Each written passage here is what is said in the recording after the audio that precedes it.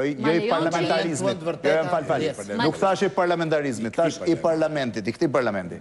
Mos ma dhe, parlamentarizmin e di shumë mirë dhe e vlerat i ka, po. Varfëria e argumentave të opozitës është ulëritse dhe besoj është bërë e lodhshme, është bërë shurdhuse edhe për njerëzit të dëgjojnë gjithmonë të njëjtën kaset, të njëjtën refren që fatkeqësisht e dëgjova dhe unë sot këtu përballë. Ne jemi në një udhkryq tani, si Shqipëri, dhe kjo është shumë më e thellë se kaq.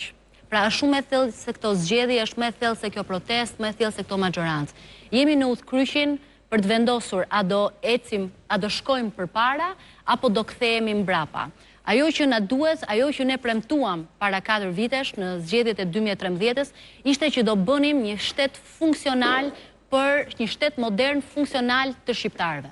Dhe reformat që janë ndërmarrë tani, nga reforma në arsim, reforma në drejtësi që reforma për ligjshmëri, ky është thelbi se po protestojnë. Kjo nuk është propagandë fshate. Ata po protestojnë janë të zgjedhjes. Reforma në ligjshmëri dhe reforma në tërësi për ta kthyer shtetin shqiptar në një shtet i cili funksionon, janë reforma thelbësore. Shteti nuk marrë reforma në drejtësi, shteti është në shërbim të kontrabandistëve të drogës. Nuk dëgjoj zhurmë që policia e shtetit që ndihmon persona të cilët mbledhin kanabis është një polici funksionale. Të gjitha këto nuk mund të bëhet. Ashtu siç ishim të dedikuar për të vendosur rend në pagimin e energjisë, në ligjshmërinë në territor, në ndërtimet pa leje, në reformën në arsim, e me radhë jemi të vendosur të bëjmë reformën në drejtësi dhe mbi të gjitha të sjellim punësim për shqiptarë dhe investim që nuk po presim atë ndryshimi vende pune vetëm një anë e qeverisë, ndërkohë që kemi tjetër mund ta plaguar. Por si shpjegohet?